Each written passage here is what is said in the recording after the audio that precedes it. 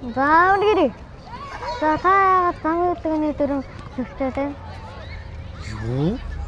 Би ямар дүрм зөрчсөн юм? Та нарын жижигхэн зүйлийг анзаардаггүй занчин осол аваарыг эхлэл болж байгаа юм шүү дээ. Тэрийг хартаа тэр тэмдгийг харж байна уу? Сургууль орчимд зогсохдоо заавал зөвшөөрөгдсөн газарт зогсох хэрэгтэй. Ойлгосон? Ойлголоо. Хэдэн километр цагийн уртастай болсон? Би нэг 40 км цагийн урттай явсан баг.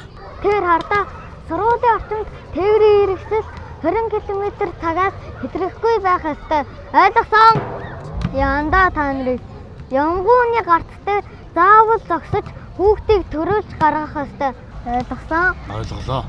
Яаж ч харж авсан энийг заавал мөрдөн. Сургууль хүүхэд гэсэн замын тэмдгийг сайн харж ав.